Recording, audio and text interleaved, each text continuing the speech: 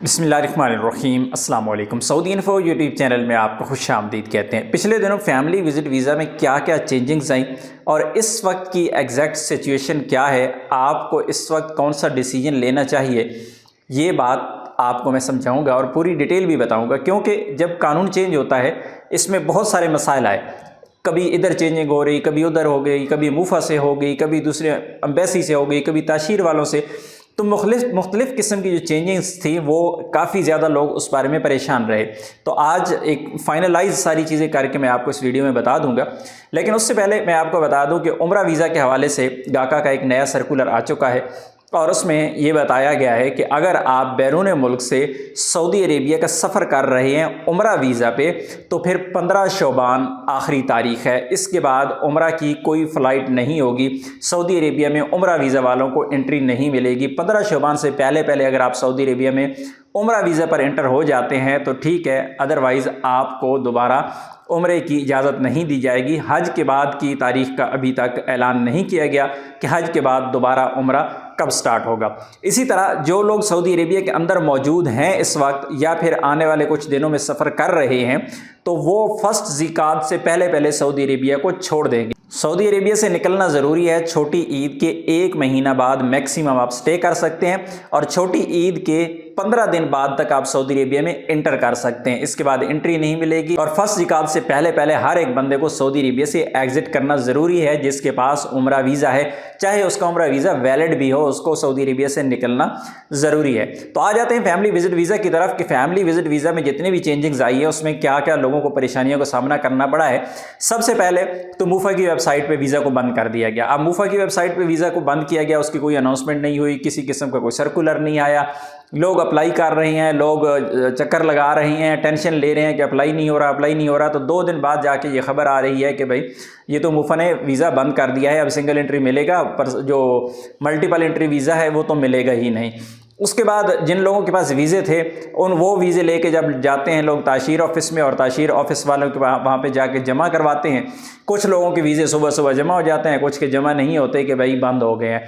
इसी तरह उसके बाद फिर एक नई अनाउंसमेंट होती है कि वीज़े सिंगल एंट्री लगेंगे, मल्टीपल नहीं लगेंगे। तो कराची वालों के जो वीज़े हैं वो जमा होना शुरू हो जाते हैं और फिर एक दफ़ा फिर इस्लामाबाद की वीज़े जमा होती है, नई तारीख का ऐलान होता है, लोग जाते हैं लाइन में लगते हैं, सुबह सुबह लोगों के वीज़े जमा होते हैं और बाकी जो पीछे लाइन में लगे होते हैं लोग, उनसे कहा जाता है कि भाई ईमेल आ गई है और उसके बाद आप वापस चले जाएं, आपका नया वीज़ा नहीं लगेगा। कराची वालों के साथ जो मसला पेश आता है वो अपनी जगह पे परेशान हो जाते हैं, इस्लामाबाद वाले अपनी जगह पे परेशान हो जाते हैं। क्योंकि कराची वाले जब अपना वीज़ा जमा करवा के घर वापस जा रहे हैं, 4-6 दिन बाद जब पासपोर्ट घर पे आ रहे हैं तो पता चल रहा है कि भाई वीज़ा हमने मल्टीपल एंट्री जमा करवाया था और स्टैंप हो के वीज़ा आपका सिंगल एंट्री आपके घर पर आ गया है। लेकिन दूसरी तरफ इस्लामाबाद वाले हैं, इस्लामाबाद वालों के जमा ही नहीं हो रहे, अब तक भी नहीं जमा हो रहे। तो ये सारी की सारी ये सिचुएशन थी, काफ़ी ज़्यादा लोगों के लिए मुश्किल था। हर एक बंदे ने प्लान किया हुआ था, किसी का रमज़ान का प्लान था, किसी का ईद का प्लान था, किसी के बच्चों की छुट्टियों का प्लान था। तो सारे के सारे प्लान ऐसे चौपट हुई है कि हर बंदा परेशान हो गया। इस सारी सूरत हाल में क्या करना चाहिए आपको इस वक्त? तमाम ऐसे अफराद जिनके पास family visit visa multiple entry मौजूद है, अगर आप मशवरा लेंगे, क्योंकि यहाँ पे मैं आपको कोई ऐसी बात नहीं बता रहा, कोई ऑफिशियल अनाउंसमेंट नहीं बता रहा, बल्कि आपको अपने एक्सपीरियंस बेस पे एक चीज़ बता रहा हूँ कि अगर आपके पास टाइम है, आप वेट कर सकते हैं, तो आप हज का वेट करें। हज के बाद इंशाल्लाह दोबारा जब स्टैंपिंग का आगाज़ होगा तो आपका यही फैमिली विजिट वीज़ा 1 साल तक स्टैंप हो सकता है। बहुत सारे लोग मुझे सवाल करके पूछते हैं कि भाई वीज़ा निकाला हुआ है 90 दिन बाद तो ये एक्सपायर हो जाएगा, मैं इसको कैसे स्टैंप कराऊंगा? तो भाई 90 दिन नहीं, बल्कि इस वीज़ा की जो वैलिडिटी है, जो 1 साल वाला मल्टीपल एंट्री है, सऊदी अरेबिया से जिस डेट को आपका वीज़ा इशू हुआ है वहां से पूरा 1 साल है आपके पास। 1 साल के अंदर अंदर आप अपना वीज़ा पाकिस्तान, इंडिया, बांग्लादेश, जहां से भी आपने स्टैंप करवाना है, 1 साल के अंदर आप अपना वीज़ा स्टैंप करवा सकते हैं। हाँ, मुफा यानी सऊदी अरेबिया से वीज़ा निकलने के बाद 1 साल गुजर चुका है, फिर आपका वीज़ा स्टैंप नहीं होगा। अभी जो सूरत हाल है, अगर आपका वीज़ा जमा भी हो जाता है तो आपका वीज़ा लग के आएगा 15 शोबान तक।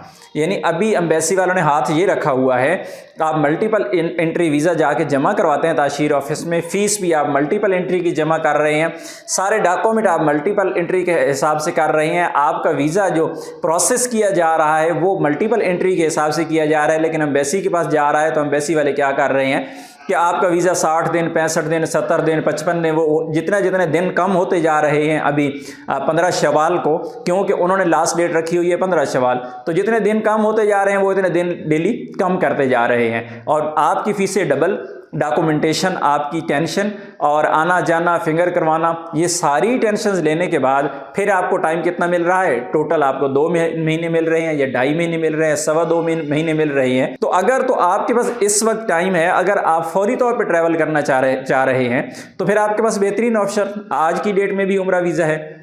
और इसी तरह ऐसे तमाम अफराद जो अक्सर वीज़े हासिल कर चुके हैं उम्रा वीज़ा, वो उनमें से अक्सर लोगों का माइंड चेंज हुआ है। वो सोचते हैं कि यार कभी वीज़ा खुल जाता है, कभी बंद हो जाता है, उम्रा वीज़ा तो मैंने ले लिया है, अब मैं क्या करूं? तो अभी जिन लोगों ने वीज़े ले लिए हैं वो अपनी जगह भी परेशान है कि उम्रा वीज़ा ले लिया है, फैमिली विजिट वीज़ा कैसे स्टैंप करवाऊँ? तो उनके पास भाई यही ऑप्शन है कि आप अपना जो उम्रा वीज़ा है उसको इस्तेमाल करें, उस पर ट्रैवल करें। इंशाल्लाह जब हज के बाद मल्टीपल एंट्री वीज़ा दोबारा स्टैंप होंगे, तब तक आपकी फैमिली सऊदी अरेबिया से वापस पहुँच चुकी होगी अपने मुल्क में, तो तब आप दोबारा अपने वीज़ा को स्टैंप करवा दीजिएगा। बजाय इसके कि आज आप ये सोचते फिरें कि मैं वीज़ा को कैंसिल करवाऊं। भाई उम्रा वीज़ा को किसी भी कीमत पे आपने कैंसिल नहीं करवाना। कैंसिलेशन की फ़ीसें पे करेंगे, नुकसान उठाएंगे, अपने वीज़ा की फ़ीस भी ज़ाया जाएगी, कैंसिलेशन का नुकसान, और नया वीज़ा भी आपका family visit visa multiple entry जो है वो स्टैंप नहीं हो पाएगा।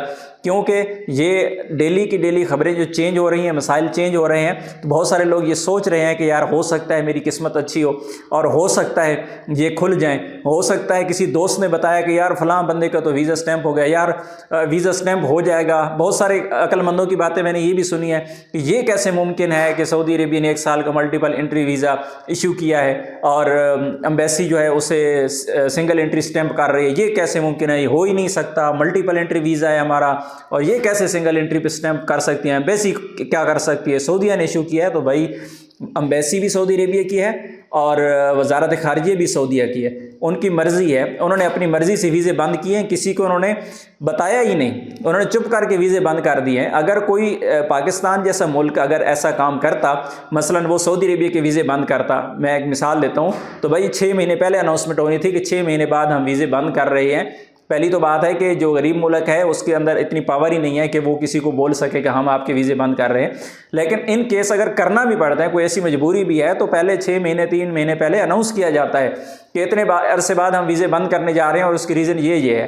तो ये तो सऊदी अरेबिया है, इसने तो बंद करके बाद में कहा जी हमने 14 मुल्कों के वीज़े बंद कर दिए।